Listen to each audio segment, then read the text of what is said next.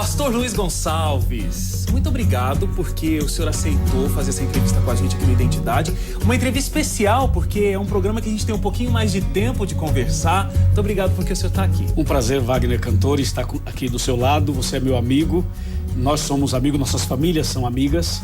E é um prazer estar aqui do seu lado no Identidade. Espero que você tenha compaixão de mim ao fazer as perguntas. Hoje eu não vou ter compaixão nenhuma aqui, de tudo. Você falou que a gente é amigo. Conta como a gente se conheceu. Foi uma situação inusitada. Ok. Nós nos conhecemos, na verdade, na região de Campinas, ali em Nova Odessa, por ali. Você e a Celinha cuidavam ali da rádio Novo Tempo de Campinas, que fica em Nova Odessa. E eu estava na região, cuidando da pregação do evangelho em toda aquela região. E um dos lugares que eu faria o trabalho era em Nova Odessa. E aí nós fizemos um plano com você e com a Celinha, e fizemos a primeira transmissão de uma pregação bíblica sobre esperança através de uma rádio, de um sistema de comunicação. Foi o primeiro que eu fiz, e não sei se foi o primeiro que vocês também coordenaram, mas eu sei que foi uma bênção de Deus, para não falar sucesso, foi uma bênção de Deus, né? Eu vi esse homem pregando ao vivo no meio de comunicação pela primeira vez, minha gente. E tá aí. Que coisa, né, que coisa. Wagner? Mas foi lindo, né? E foi nem faz lindo. tanto tempo assim, né, pastor? Não faz. É melhor a gente não falar o ano. Esse assunto é bom que aí protege os dois. Pastor, vamos voltar no tempo agora. Vamos. O ano é 1986. Uau. Esse ano foi um ano bastante tribulado, um ano de bastante mudança na sua vida. Mas ele começa com um senhor muito feliz. Yes. Sendo sacristão. Eu não consigo imaginar muito bem essa imagem, mas ela aconteceu. O senhor era sacristão da Igreja Católica. E aí, nesse ano, o senhor entrou em contato com a Bíblia do padre. Sim. Os membros ali da igreja não tinham muito contato com a Bíblia na mão, e o senhor pegou a Bíblia do padre e estava dando uma olhada e abriu lá em Êxodo 20.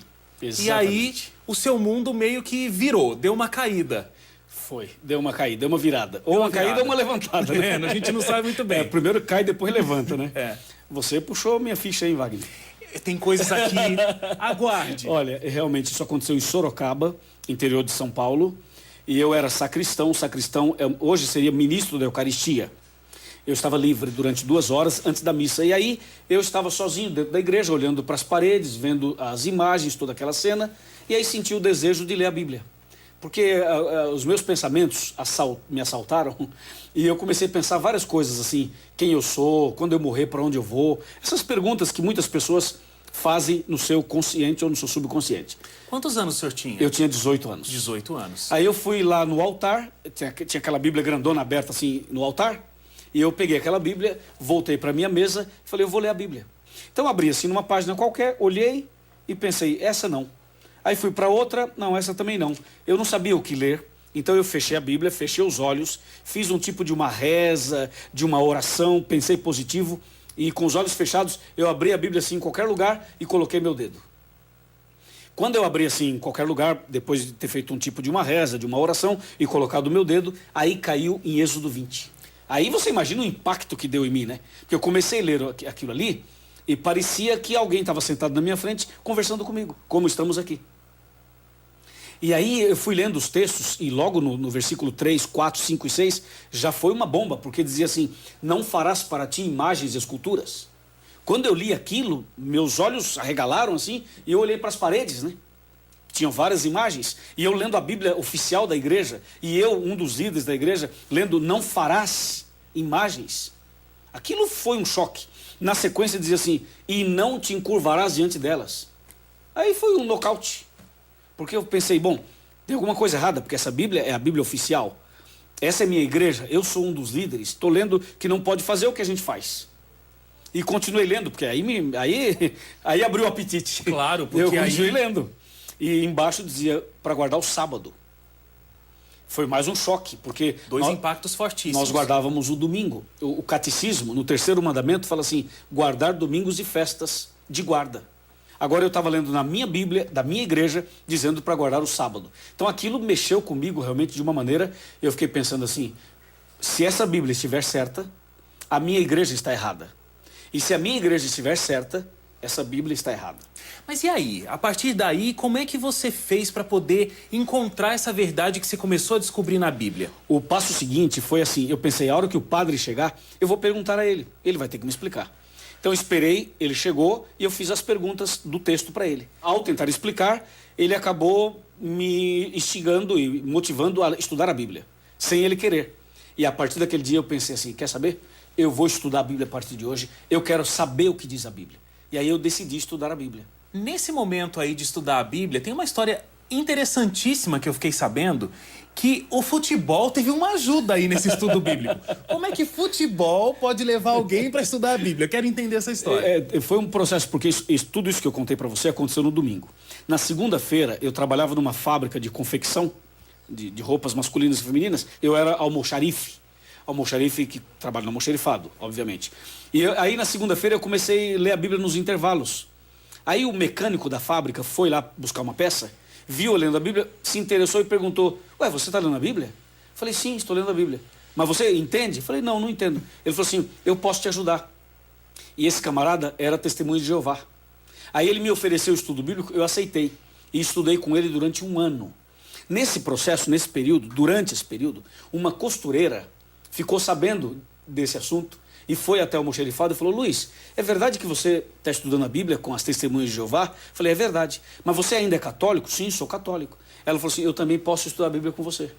E ela ofereceu o estudo para mim. E eu falei, e qual é a sua igreja? Eu sou adventista. O nome dessa senhora é Helena. Aí ela marcou o estudo comigo para o sábado. E no sábado me preparei para o estudo bíblico. E a irmã Helena teve um outro compromisso ali de última hora, alguma coisa, e mandou um senhor com a sua esposa, o irmão Carlos Maia.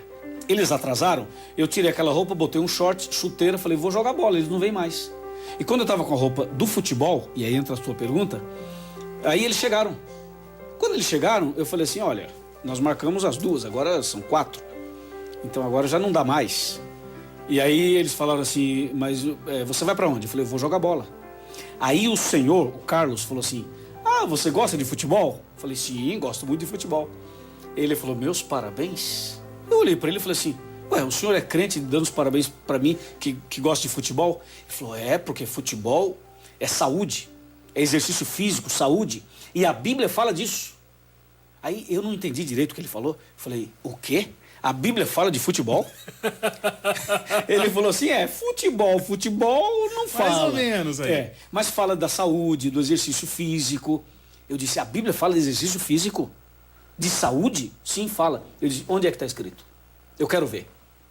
Ele falou assim, deixa a gente entrar que eu mostro. Aí eu falei assim, então entra. Eles entraram na sala em pé. Eu falei, cadê o texto? Ele falou assim, antes do texto vamos fazer uma oração. Eu falei, por que tem que orar? Ele falou assim, porque se você vai ler a Bíblia, tem que orar para entender. Eu falei, mesmo? Ele mesmo. E eu pensei, o outro, do livrinho vermelho, que vem na minha casa na quinta-feira, já está aqui há um tempão, nunca fez oração comigo. E esse vai orar, eu pensei, interessante, esse aqui é diferente do outro. Você começa a comparar, né? Falei, gostei desse pessoal. Aí eles sentaram, eu falei assim, antes do texto bíblico, me dá um minuto. Aí fui lá na cozinha, peguei uma garrafa de café, as xícaras, e voltei para servir um café para eles. Quando eu fui servir um café, o seu Carlos falou assim, olha, muito obrigado, todo educado, estamos satisfeitos e tal. Falei, mas um cafezinho não altera nada, né? Ele falou assim, não, mas eu não bebo café. Eu disse, e por que o senhor não bebe café? Aí ele foi me explicar sobre o café, a saúde, o cuidado com o corpo, os princípios de saúde. E falou assim, olha, a gente não bebe café. Rapaz, eu fiquei impressionado. Falei, como você não bebe café? Quem no Brasil eu não conheço bebe ninguém café? que não beba café. Ele falou, pois eu não bebo, esse pessoal aqui não bebe, nós não bebemos café. Eu falei, não, me conta, por quê? Me fala o café. Esse homem começou a falar mal do café, mas falou tão mal do café, que eu fiquei com raiva do café. Ali já pronto. Eu falei, mas que raio de café é esse? Eu tomava muito café. Eu falei, ok, o senhor não bebe café por isso? Ok, tá bom. Então, a partir de hoje, eu também não bebo mais café. Peguei a garrafa ali com café, fui no banheiro, abri a garrafa, joguei o café no vaso sanitário, dei descarga e falei, ok. Desde aquele dia, Wagner, até hoje, eu nunca mais bebi café. Saúde, e já emendou com a volta de Jesus. E aí ele foi entrando. Ele foi esperto. E quando eu vi, tinha passado 1h30. E o futebol, adeus. Eu de chuteira e de shorts. Ô pastor, eu falei que 1986 era esse ano emblemático. Foi exatamente esse ano. Porque aí, assim, olha, o que eu fiquei sabendo é que o senhor fez 5 estudos bíblicos. Exatamente. Eles foram à minha casa 5 vezes. Essa foi a primeira, depois mais 4 sábados. Quando eles completaram 5 idas à minha casa, a coisa era tão clara, porque eles faziam oração antes, abriam a Bíblia e tinha um detalhe. Ele dava a Bíblia dele para eu ler. Ele dizia assim, segura a minha Bíblia e leia. Aí, porque eu estava com uma grandona na mão. Ele falou, essa é muito pesada, guarda essa. E deu a dele para mim. E eu, então, lia na Bíblia dele. Ele citava os textos de memória, Wagner. Ele falava assim, abra a Bíblia em Mateus 24, 30 e 31. Aí eu abria e falava, leia. Eu lia, ele explicava. Agora abra em Apocalipse 1, verso 7. Eu abria, ele leia, eu lia, ele explicava. Era uma máquina. Era parente do Leandro Quadros. Devia ser. Era uma máquina, um verso atrás do outro. E eu fiquei olhando para a cara dele e pensei assim, esse camarada deve ser, esse pessoal deve ser o chefe da igreja. Eles devem ser os comandantes da igreja, sabem tudo. Mas na verdade, Wagner, o problema era outro. Você quer saber quem era esse camarada? Quero. Quer saber? Tô querendo. Então no próximo Identidade eu falo. O pessoal vai desligar a televisão, por favor, pastor. Você quer saber agora? Agora. Ele era analfabeto. E com esse conhecimento todo da Bíblia. Era analfabeto. Veja, ele não tinha estudos, não tinha, na verdade, eu falo assim, analfabeto, para você entender que ele não tinha nenhuma formação. É o que a gente chama de analfabeto funcional. Ele aprendeu a ler na Bíblia. Então ele dava a Bíblia para eu ler. Era uma pessoa muito simples. E aí eu falei, poxa. Agora, aí o senhor, depois dessas 5 visitas aí, implorou para ser batizado na igreja adventista. Porque, veja, para um bom entendedor, meia palavra basta. Claro. Quando chegou no 5º estudo bíblico, eu falei assim pro pessoal, pros 3, falei, olha, eu já entendi. Claro, não sei tudo, mas eu já sei o caminho, já peguei o fio da meada. Eu disse assim, eu quero ser adventista. E não foi uma decisão meio apressada? Eu acho que foi apressada, mas eu acho que existem situações que são diferentes. Agora, pressa é uma coisa que tá meio comum aí na sua vida, né, pastor? Vou dizer uma história aqui. Diga. O senhor se converteu, não sei quanto tempo tinha aí de convertido, e o senhor decidiu ir para Aparecida do Norte, a cidade que é conhecida como o Segundo Vaticano. São 36 mil habitantes. 36 mil habitantes. E não existia nenhum adventista. Não havia. O senhor não era pastor da igreja adventista ainda e foi lá ser evangelista. Eu era como se fosse um missionário. Como assim? Não podia escolher um lugar um pouquinho mais tranquilo para começar, pegar uma experiência? É que a razão pela qual eu fui Aparecida tem um motivo. Tem alguma coisa que vem por trás. A pessoa que me batizou se chama Alcides Campo Longo. E o pastor Alcides Campo Longo é um evangelista. Então ele me batizou e me convidou para trabalhar com ele. Então eu era um auxiliar dele. De auxiliar de padre, passei a ser auxiliar do pastor. Só que agora eu era o que a gente chama de obreiro bíblico. É um missionário. Eu fazia parte da equipe do pastor Alcides Campo Longo. E ele foi me ensinando a fazer esse tipo de trabalho missionário. E um dia eu estava andando nas ruas do Conjunto José Bonifácio. E eu fiquei incomodado com uma coisa, Wagner. As pessoas que eu dava estudo bíblico, que eu ensinava a Bíblia, elas aceitavam e vinham para a igreja. Mas a minha família não aceitava. Imagina, eu estava ganhando, entre aspas, o mundo inteiro e perdendo minha família. Aí naquele dia eu estava andando nas ruas do Conjunto José Bonifácio, em Itaquera. Eu parei na rua, olhei para o céu e falei assim, ô Senhor, de maneira assim bem informal, como meu amigo, né? Falei, Senhor, o Senhor conhece minha família? Aí eu imaginei Deus falando, claro que eu conheço sua família. Eu falei, bom, se o senhor conhece minha família, eu quero fazer um pedido. O senhor pode converter minha família? Porque todas as pessoas que eu falo de ti, as pessoas aceitam. Mas minha família não aceita. O senhor poderia converter minha família? Eu falei, se o senhor converter minha família, eu lhe faço 3 promessas. O senhor converte minha família e eu prometo montar uma equipe de evangelismo com os meus irmãos. Se o senhor converte minha família, eu prometo ir a Aparecida do Norte e plantar tua igreja lá. Se o senhor converte minha família, eu prometo pregar o evangelho em Roma. Passaram 5 anos dessa oração. Aí, dos 7, 6 se converteram. Quando eles se converteram, eu pensei, puxa, Deus respondeu minha oração. Agora, eu tenho que formar uma equipe com eles e ir para Aparecida. O senhor se converteu e o senhor decidiu ir para Aparecida do Norte, a cidade que é conhecida como o Segundo Vaticano. São 36 mil habitantes. 36 mil habitantes. E não existia nenhum adventista. Não havia. O senhor não era pastor da igreja adventista não era. ainda e foi lá ser evangelista. Eu era como se fosse um missionário. E aí, a sua estratégia foi a seguinte: o senhor descobriu que na cidade, no meio desses 36 mil habitantes, existia um ex-adventista.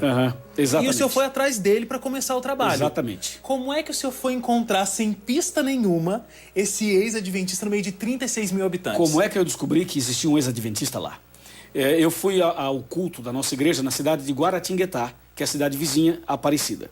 E terminou o culto, um membro da igreja falou assim: olha, eu conheço um ex-adventista em Aparecida. Visita ele. Pode visitá-lo? Sim, posso. Ele falou: anota o nome aí, Arlindo. Anotei, Arlindo. Arlindo do quê? Ele falou: eu não sei o sobrenome, só sei Arlindo. Sabe nem o sobrenome. Eu falei: me dá o endereço. Ele falou: eu também não tenho endereço. Eu falei: então me diga o bairro. Ele também não sei o bairro. Eu falei: engraçado, você quer que eu visite no meio de 36 mil pessoas o Arlindo e você não sabe dar o endereço dele? Ele falou assim: mas é um ex-adventista. Eu falei: ok. Então depois eu olhei para o céu e falei: ô Senhor, eu tenho aqui o nome do Arlindo. O senhor conhece o Arlindo? Eu acho que o senhor conhece. O senhor poderia me levar à casa dele? E eu falo imaginando Deus falando: sim, eu posso, mas tem que ser hoje, eu quero ir, hoje é sexta-feira. O senhor me leva lá? Eu imaginando Deus dizendo assim: claro, eu te levo. Eu falei: então eu vou sair, eu não sei para onde eu vou, eu saio, o senhor vai me dirigindo. E eu gosto muito disso. Mas eita fé grande, hein? Eu gosto disso, Wagner. A minha vida é assim. Muitas vezes eu gosto de sair e falar: Senhor, me dirija. Agora é com o senhor. Aí pensei assim: quem conhece a cidade é carteiro ou taxista. Eu vou procurar um dos dois. Fui andando tentando achar um carteiro ou um taxista. Quando eu cheguei na rodoviária, tinha um ponto de táxi. A rodoviária de Aparecida é redonda. Redonda, e tem o ponto de táxi ali. Eu fui no taxista. Falei: amigo, qual é o bairro maior, que tem mais gente, que mora mais gente aqui na cidade? Ele falou: é aquele ali, ó, do lado de lá, da linha do trem, você passa por aqui, chama Ponte Alta. Aí peguei uma rua, era sexta-feira. Andei a rua, não tinha ninguém na rua. Porque sexta-feira eles estão montando as barracas e preparando para o fim de semana. Andei a rua inteira, não tinha ninguém, tudo fechado. Aí virei à esquerda, numa outra rua. E quando cheguei no final dessa outra rua, não no final, do meio para o fim, tinha um grupo de rapazes jogando baralho, fumando e bebendo. De shorts, sem camisa, ali e tal. Sexta-feira. Aí eu cheguei perto, falei assim: com licença, senhores, uma pergunta. Alguém de vocês aí conhece um tal de Arlindo?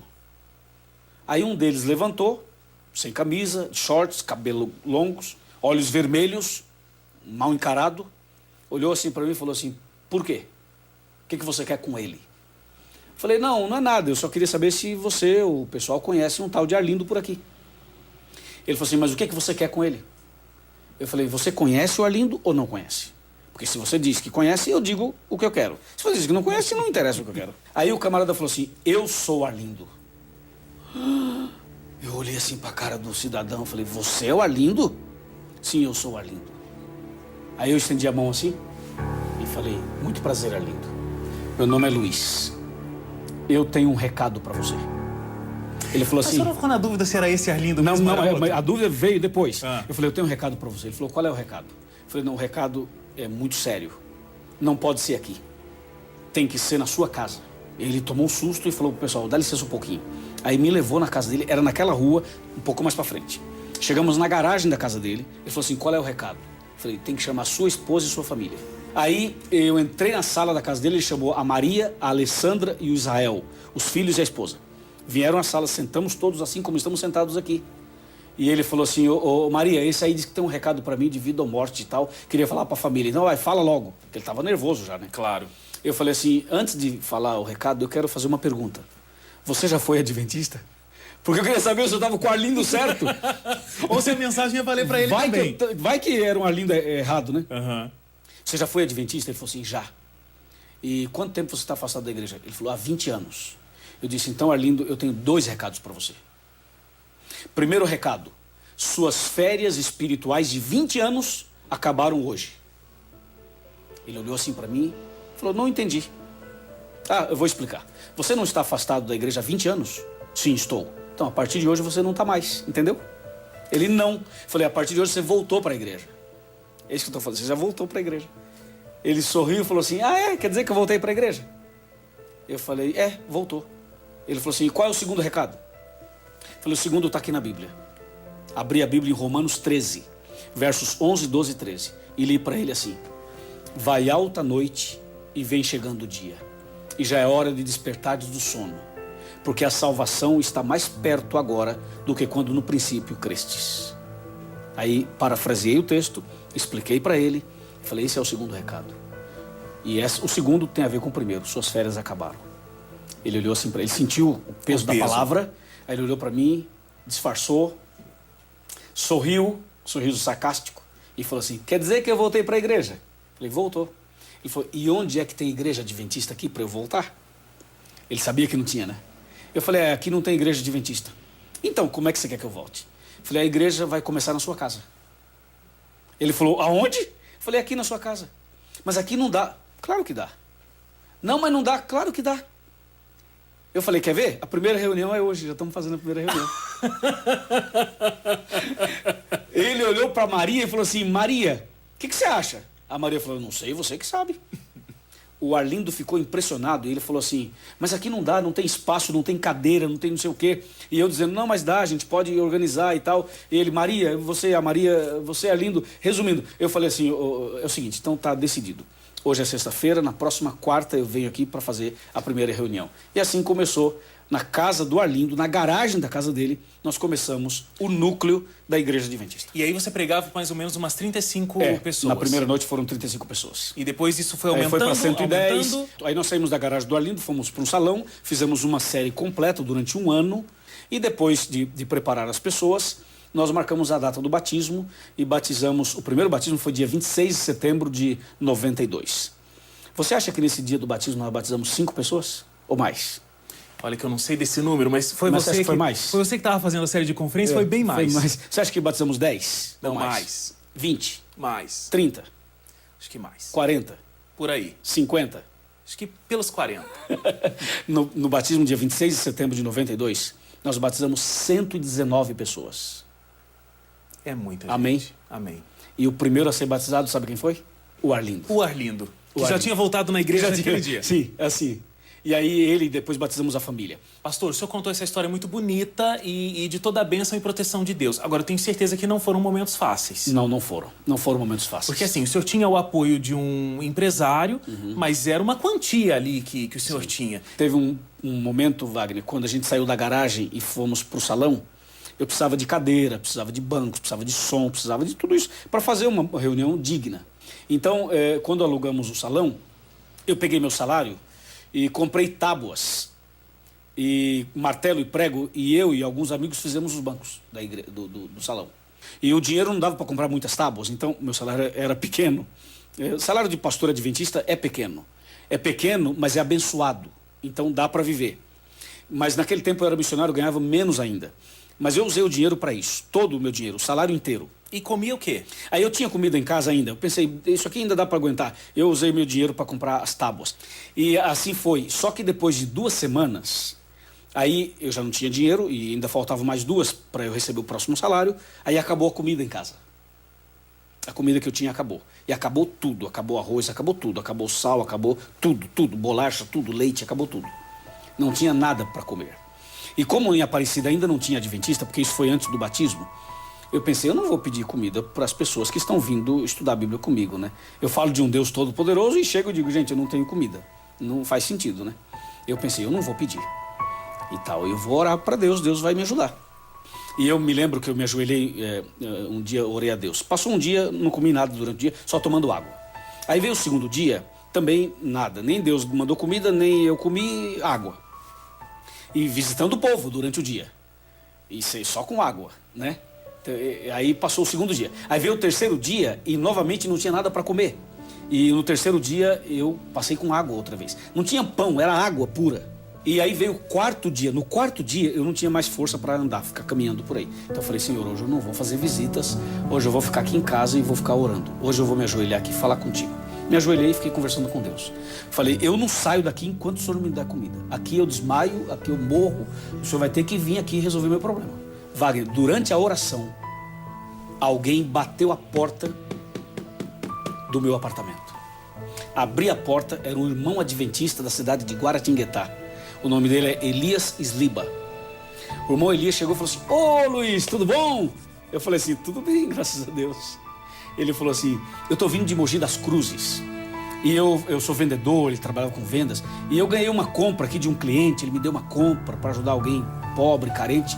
E eu sei que você está fazendo um trabalho bonito aqui em Aparecida. Talvez você conheça uma família carente, que está precisando de comida, de uma compra. E eu passei aqui, o que você acha? Ajuda? Eu olhei para ele e falei assim, como é? O senhor está me dizendo que o senhor trouxe uma compra para eu dar para uma família carente. É isso mesmo, é isso mesmo. Se você não precisar, eu levo para Guaratinguetá. Eu falei, não, peraí, calma. Eu conheço alguém que está precisando. Ah, você conhece? Sim, eu conheço. E quem é? Quer que eu leve de carro lá com você e tudo? Falei, não precisa. Sou eu.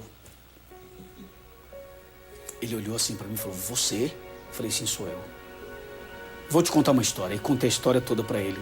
E falei assim, eu estava de joelhos aqui orando para Deus mandar um anjo e fazer um milagre. E você é o milagre. Aí, Wagner, ele começou a chorar e eu também. Foi assim emocionante. Nós choramos como duas crianças. Eu, porque Deus havia respondido a minha oração. E ele porque estava sendo instrumento de Deus. E depois que ele chorou, nós choramos e tal, eu percebi que ele estava aflito, queria falar alguma coisa. Ele falou assim, pastor, Luiz, eu não era pastor, Luiz, eu vou te falar uma coisa. Lá na minha igreja, eu estou sem nenhum cargo, nenhuma função. E sabe, Deus me usou hoje. Eu achei que Deus não estava me querendo para trabalhar na obra dele. Eu estava me sentindo meio que abandonado assim e tal. Até pensei em deixar a igreja. Mas hoje Deus me usou. Sabe o que eu vou fazer? Eu vou sair de Guaratinguetá com a minha esposa e a minha filha e virei para Aparecida ajudar você. Ganhei a compra, que durou 2 meses. Veio o próximo salário, eu não gastei, economizei, usei a compra que ele me deu. Esse homem com a esposa e a filha, a esposa Rosa e a filha Josane, vieram para Aparecida para me ajudar. A filha cantava e tocava piano. A esposa dele, experiente na igreja, ele também. E eles passaram a me ajudar em Aparecida. Para você saber, hoje, sabe quantos pastores adventistas saíram de Aparecida, se converteram lá? 5 pastores. Agora, pastor, o senhor apresenta o Arena do Futuro, programa que todo mundo conhece. O que as pessoas não sabem no Brasil é que o Arena do Futuro também existe na versão em espanhol, decifrando... El Futuro. El Futuro. Então, o senhor prega em espanhol também. Sim. Então, o senhor prega nessas 2 línguas. Exatamente. E o senhor é a pessoa responsável pelo departamento de evangelismo para todos os países da América do Sul. Exatamente. O desafio é maior ou menor do que converter a Aparecida? Olha, você me fez uma pergunta que eu não sei a resposta. Eu não sei a resposta, mas claro que geograficamente é maior, sem dúvida. Agora veja, em Aparecida nós tivemos vários obstáculos além desse, né? Você talvez não saiba, Wagner, que lá eu fui agredido 2 vezes, fisicamente. Foi realmente uma batalha, mas Deus deu a vitória e lá está a igreja. Agora hoje eu trabalho na América do Sul. Hoje eu trabalho em 8 países da América do Sul. Então eu tenho um país, que é o Brasil, que fala português, e 7 da fala hispana, que falam espanhol. E Deus tem abençoado grandemente esse trabalho na América do Sul. Grandemente, mas grandemente mesmo, porque Amém. O número de pessoas que aceitam essa verdade é enorme, principalmente por causa do seu programa de televisão. Os frutos aqui na Novo Tempo são enormes. Deus seja louvado. E tem várias coisas interessantes no programa, pastor. Uma coisa que sempre é uma curiosidade, acho que o pessoal em casa também tem essa curiosidade. De onde vem essa história de o senhor falar um nome? O senhor tá lá pregando e de repente o senhor fala... Ô, Paulo. Ô, seu Pedro. É você aí mesmo. Você que tá aí. E aí você fala o que a pessoa tá fazendo. E a pessoa tá fazendo mesmo. Tá fazendo mesmo. Como é que isso funciona? Bom, primeira coisa que eu quero falar para você é que não é revelação. Deus não fala. Não é revelação. Antes que alguém pense. Veja, eu viajo 8 países. Eu trabalho pregando o evangelho nesses 8 países. Eu conheço muita gente, Wagner. E sei a história de muita gente. E sei também a história daquela mulher que chega e fala, pastor, faz um apelo pro meu marido. Eu falei, qual é o nome dele? Ah, o nome dele é Jacó. Ok, aí eu marco Jacó. Tá anotadinho ali. Então, às vezes, eu não trago nada anotado, mas como eu conheço muita gente, então na hora que eu estou pregando, aí eu lembro de alguns desses nomes. Então, às vezes eu digo assim, Pedro, Jacó, Felipe, Maria, você, seu Antônio, que está no hotel agora, acabou de chegar. Por quê? Porque eu conheço muitas histórias, assim. Então, quando eu digo muitas vezes pensando em alguém. Mas às vezes eu miro num Antônio e acerto uns 30. Claro, porque é normal. É normal. A pessoa está na mesma situação ali. Então é basicamente isso. Agora, às vezes eu cito nome que eu não conheço. Eu aproveito o embalo e digo assim, bom, eu vou jogar uma Maria aqui, vou colocar aqui uma Toninha, né? Vou jogar aqui uma Toninha. Aí eu acrescento alguns nomes por minha conta e geralmente dá certo. E dá certo. Geralmente dá certo. E o senhor tem um talento também, falando dos programas, tanto da rádio e na televisão, que o senhor fala de profecias de um jeito muito fácil, mas é um assunto super complexo. Super complexo. Difícil. Muito difícil. Falar de profecias realmente é um desafio. Mas Deus tem nos dado a graça porque o diferencial, na minha maneira de ver, está no fato de que eu trabalho não só na TV, mas eu estou em contato com as pessoas. Então eu sei qual é a dificuldade que as pessoas têm para entender a Bíblia. E também, como eu não nasci no lar adventista, eu vim de fora. O senhor passou por essa experiência? Eu sei exatamente o que as pessoas passam. Por isso a gente procura trazer aquele assunto complexo numa linguagem mais simples e de uma maneira mais coloquial para que as pessoas entendam. Aí uma criança entende, um analfabeto entende e um PhD também entende. Vamos lá para as perguntas do pessoal que mandou aqui. A Paula Delili. Pastor Luiz, como você se sente ao ver os resultados, os frutos que são colhidos no decorrer da sua missão? Ela conta que uma vez o senhor citou o nome dela, por exemplo, Paula, no programa, e falou: uma jovem chamada Paula estava precisando tomar a decisão de consertar a sua vida. Ela realmente precisava mudar algumas coisas, e apesar do susto que ela tomou, porque o cara fala o nome dela na televisão e o que ela está precisando fazer, disse que foi o melhor presente de aniversário que ela já recebeu, porque era aniversário dela ainda por cima. Uau! Wagner, eu vou falar uma coisa para você. Alguém uma vez perguntou assim: pastor, quanto que ganha um pastor? Um pastor adventista. Eu falei: pastor adventista não tem salário. Nós temos ajuda de custo. Ok? Ajuda de custo. Eu falei: agora você quer saber qual é o salário de um pastor? Qual o meu salário? É ver uma pessoa entregando a vida a Jesus. Várias vezes eu estou batizando uma pessoa e às vezes estou chorando. As pessoas não sabem, eu dou uma disfarçada. Agora, pastor, são tantas histórias. A gente assiste Anjos da Esperança, Anjos em Ação uma vez por ano. Parece que é a Arena da Esperança. Arena em Ação. Arena em Ação.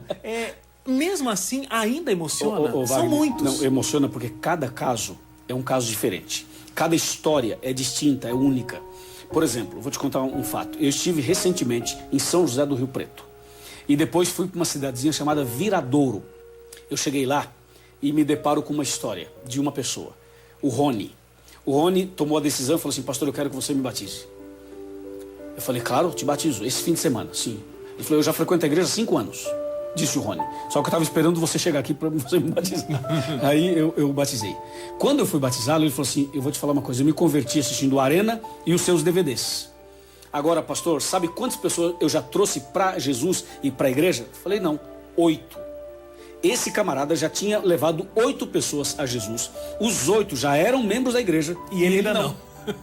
Você vê, é uma história única. Claro. Então, quando eu fui batizá-lo, aí ele chamou os 8 que vieram do lado do batistério. Que emocionante. Você imagina isso? Claro. Então, não tem como, né? Então, a gente se emociona. Eu estava no aeroporto de Brasília. Aí fiz o meu check-in e estava indo para o embarque. Quando eu estava indo, vi uma senhora de uns 60 anos e ela vinha correndo, mas literalmente correndo, e gritando: pastor, pastor, pastor, pastor. Pastor, devia ter outros pastores por ali, né? Aí ela falou: pastor Luiz, aí era comigo. Eu parei, olhei, ela vinha correndo, fiquei com medo dela cair, sei lá o quê. Ela vinha correndo e quando eu parei, que ela chegou, ela pulou no meu pescoço. Aí estava ofegante ali e tal, respirou um pouco e falou assim: cheguei mais perto. Não é uma delícia você... Ela me agarrou aqui, uma senhora, que tem idade para ser minha mãe. Cheguei mais perto e começou a chorar. E eu também comecei a chorar junto com ela. Eu pergunto para você, Wagner, isso é ou não é o maior pagamento, o maior salário de uma pessoa que prega o evangelho? Com certeza. Eu não sei quando eu vou ver essa mulher mais, mas eu quero vê-la no céu. Ô pastor, esse é o salário. Essa história do Chega Mais Perto, que a irmã Paz aí chegou muito perto, de onde vem a inspiração para isso? Como é que surgiu?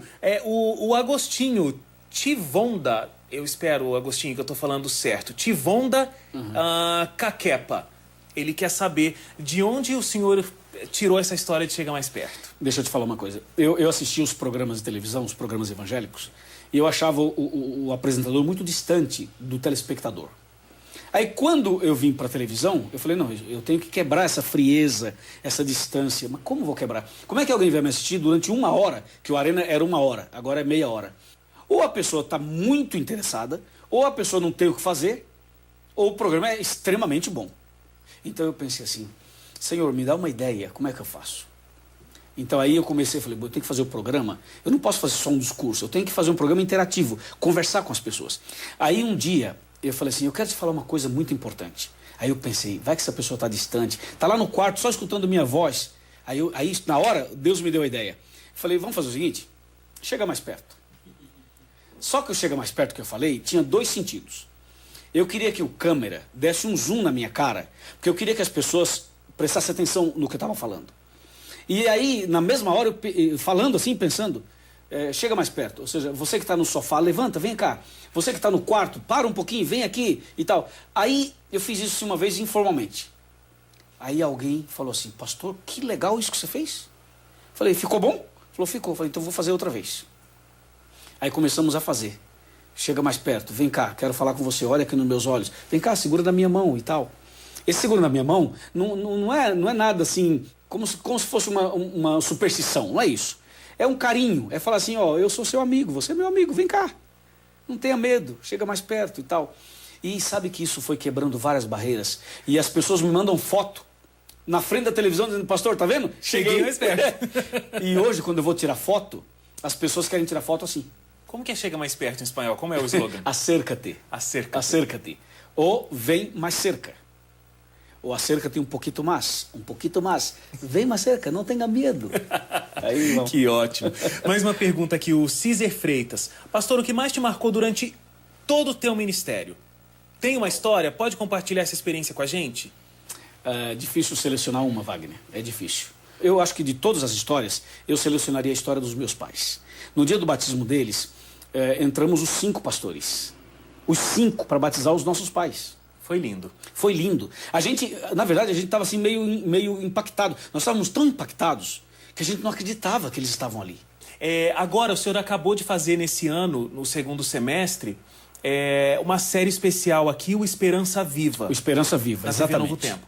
Eu estava lá no primeiro dia, no domingo, a Teru e eu, a gente fez a abertura da primeira noite. Sim, me lembro, claro. Eu não sei se o senhor se lembra, mas eu fiz uma pergunta para o senhor. Eu estava lá com a Teru e estava na contagem regressiva ali para entrar ao vivo.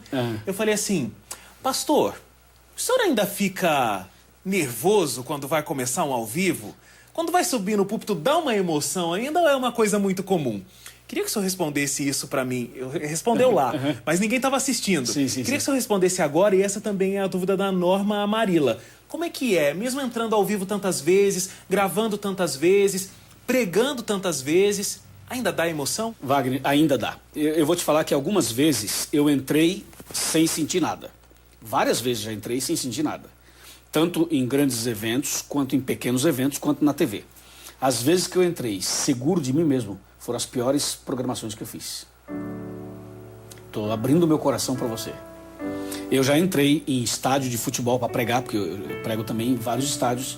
E já entrei para pregar em ginásios, em auditórios, em salões, em igrejas. Já passei pela experiência de entrar várias vezes, assim, 100% tranquilo. Foram os piores momentos que eu senti. As pessoas não sabem disso e não sentem isso, mas eu senti. Deus estava me dizendo alguma coisa. Não é que eu deixei de confiar em Deus, mas eu confiei em mim. E aí está um erro que nós não podemos cometer. Tinha uma coisa que eu ia falar no final da entrevista, mas não tem como não falar agora. A gente está planejando isso há muito tempo, porque o senhor tem uma agenda super complicada e queria parar esse momento e conversar com o senhor há um tempo e gentilmente aí o senhor abriu esse momento para conversar com a gente. E eu comecei a falar com todo mundo. Falei, o que você acha que é o segredo do Pastor Luiz? Qual é o segredo do sucesso do Pastor Luiz? Eu trabalho numa emissora de televisão. Claro. É um programa que tem um destaque na nossa grade, um programa que traz um resultado enorme na nossa grade. Eu perguntei para um monte de gente, profissional da área de televisão, os coordenadores lá da televisão. O que você acha que é o sucesso do... Por que o programa do Pastor Luiz é tão bom? Não tem nada demais, né, pastor? Não. É um cenário, tem cenários na e televisão... uma mensagem bíblica. Tem uns cenários na televisão que são mais bonitos, tem Com outros certeza. que são menos. É isso mesmo. O senhor é um pastor, como existem tantos outros. Claro. O senhor vai lá e fala. Qual é o segredo do Arena do Futuro? Todo mundo respondeu uma coisa só. O senhor quer ouvir? Eu acho que seria interessante. Não, vai ser o próximo Identidade. Parabéns. Estou usando a mesma estratégia. Todo mundo disse uma coisa só. Eu não ouvi outra resposta. Eu devo ter ouvido umas 5, 6 pessoas. O segredo do Pastor Luiz é a relação que ele tem com Deus. Essa é a diferença. Amém. Então, embora as pessoas não consigam talvez perceber as vezes que não deram certo, porque o senhor entrou seguro de si mesmo, mas as pessoas conseguem perceber todas as vezes que deram certo e elas não atribuem esse sucesso ao senhor. Deus seja louvado. Porque, Wagner, esse é o grande foco do meu ministério. É que Deus seja exaltado, porque eu tenho consciência de que Deus pode fazer tudo o que Ele está fazendo sem mim. E sei que Deus pode fazer tudo o que Ele faz sem nenhum de nós. O privilégio é nosso. Aí está. Por que nos escolheu? Por 2 razões. Sabe por que Deus escolheu você e a mim? Porque estamos juntos aqui agora e podemos falar de outros? Não porque somos os melhores. Nós não somos os melhores. Mas quando Jesus chama alguém para uma missão de evangelização, Ele chama com 2 propósitos. Número 1, Ele quer salvar a pessoa que Ele chamou. E número 2, Ele quer usar você para salvar os outros. Tem um quadro aqui no Identidade Geral que a gente poucas vezes consegue fazer e hoje a gente vai conseguir fazer. Sabe qual é o nome? Qual o nome? Porta-retrato. Ai. Olha, pastor, é o seguinte, eu tenho fotos aqui, viu? Eu tô vendo que você tá munido de muita coisa aí. Uma vez, lá nessa série de conferências que o senhor contou, que a gente começou lá, eu lembro que o senhor contou uma história de uma mulher que tinha sonhado que o senhor estava na praia. Exatamente. E aí, o senhor perguntou para ela assim... Você tem boa memória, hein, Wagner? O senhor perguntou assim... Mas eu tava vestido como na praia? Ela, de terno e gravata, eu nunca vi o senhor de outra roupa. Então, se você nunca viu o pastor Luiz com outra roupa, ele vai pra praia. Olha, esse camarada conseguiu uma foto. Mas não tô de sunga. Não tá de sunga, tava comportado. Tava comportado e tava flutuando pelo jeito. O senhor é super descontraído, né, pastor? Muito. Inclusive com a minha família, com a minha esposa e as nossas filhas. E eu acho que isso não é difícil de perceber. Não é uma coisa assim que a gente vê o pastor Luiz de terno e gravata e a gente imagina, não, ele deve ser um cara chato. Um cara chato, um cara distante. Não, dá pra ver que o senhor tem essa... Sabe por quê, Wagner? A alegria é um fruto do Espírito. E a alegria do Senhor é a nossa força. E eu estou falando de um Jesus não morto. Estou falando de um Jesus vivo. Então eu devo sempre falar com alegria. E quem é essa senhora aqui? Ah, meu amigo, pensa numa mulher santa. Essa é minha mãe. Falar da minha mãe emociona, viu, Wagner? Porque aí é o seguinte, o que eu sou hoje eu devo à minha mãe e ao meu pai. Do ponto de vista horizontal, humano, né? A minha mãe, eu considero minha mãe uma adventista desde berço, mas ela só se tornou adventista em 2008. Assim, membro. Só que os princípios dela são os mesmos, são antigos, de sempre. Se você sentar com a minha mãe para conversar, é uma faculdade que você faz. Que mulher de Deus a minha mãe. Não dá para imaginar viver sem ela. E eu quero aproveitar cada instante ao lado dela. Qual será a próxima? Já estou preocupado, porque a coisa engrossou aí. E esse dia eu não acredito que a minha esposa te mandou essas fotos. Esse dia aqui foi bom ou não foi? Foi excelente, excelente. A minha esposa, Wagner, é o maior presente que Deus me deu. E eu não falo isso só por falar. Você pode ver que nas minhas pregações eu não fico falando da minha esposa. Minha esposa é discreta. Tímida. Você conhece, ela é tímida, é discreta. Mas pensa numa mulher sábia, é a minha esposa. Tudo que eu faço, ela está por trás. Por exemplo, eu fiz uma Semana Esperança Viva na TV. Toda a estrutura de divulgação nas redes sociais nossas, ela que coordena. Então ela começa a dar várias dicas, várias orientações. Ela é jornalista, é web designer, é minha esposa. E uma coisa muito bonita do casamento de vocês é que você viaja muito. Nesses 8 países da América do Sul, como você contou.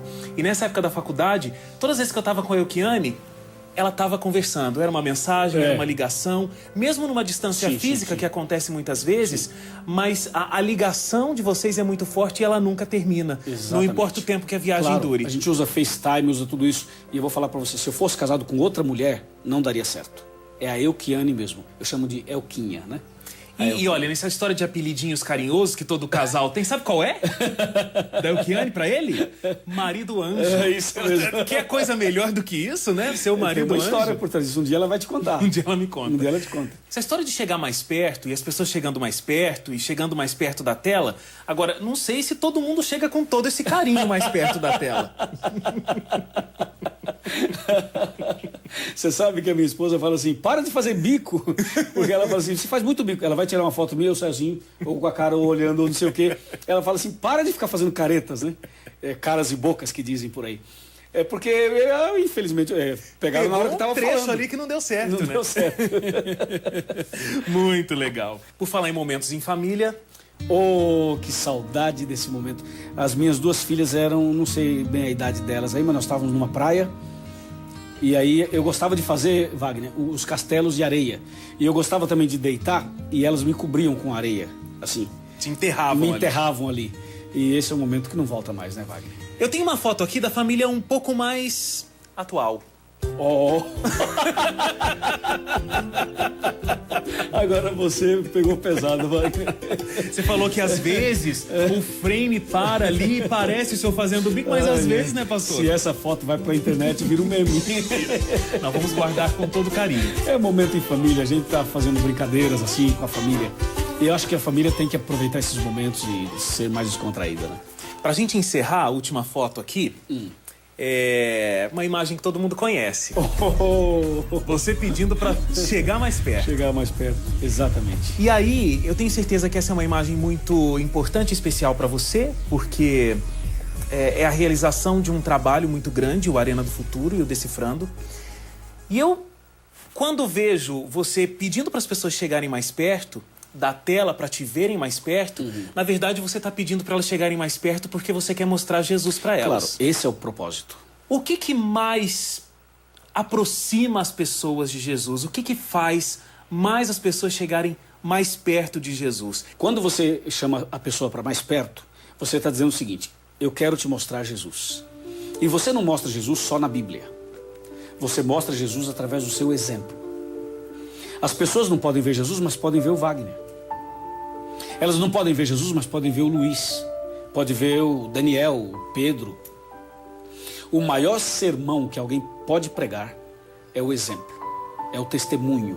É você. Você é um sermão. Quando você fala um monte de coisa, mas você não vive o que você fala, as pessoas percebem. E eu tive o privilégio de ter uma Arena do Futuro aqui bem mais perto, viu? Bem mais perto. Deus seja louvado. Pastor, queria agradecer muito, de verdade mesmo, pelo seu tempo de conversar com a gente. Não é pelo seu exemplo que as pessoas vão para a igreja. A gente não tem que fazer isso. É pela palavra de Deus. Claro. Mas é o seu testemunho. Porque nós somos pecadores, Somos né, pecadores. Claro. As pessoas te veem pregando lindamente nos programas e elas não imaginam. O senhor tem problema na sua vida. Muitos, não tem? Se a gente for falar de problema aqui, meu amigo, não O vamos senhor ficar... luta para conseguir fazer com que a Muitas vida coisas, dê certo e a sua muitas caminhada cristã dê certo. Claro. Então, muito obrigado porque através do seu testemunho, de tudo isso que o senhor viveu para estar aqui hoje desenvolvendo esse ministério, a gente pôde acompanhar. Eu espero que agora, nesse ano novo, que está começando aí, está quase lá, que 2016 seja um ano de mais muitas pessoas convencidas, mas muitas pessoas que através do seu trabalho encontrem essa verdade que o senhor fala com tanta paixão. Amém. Deus seja louvado. Eu tenho o privilégio de, como o senhor disse, ter a sua amizade. A gente que viaja muito, às vezes está num canto, está no outro, a gente sente falta de ter um pastor. Com certeza. E eu sempre digo que o senhor é meu pastor. Em alguns momentos eu já liguei para pedir o conselho. E oração, né? E oração. E é muito bom ter um pastorzão desse como meu pastor do coração. Muito obrigado mesmo. Eu que agradeço, Wagner. Muito obrigado. Deus seja louvado. Amém. Amém.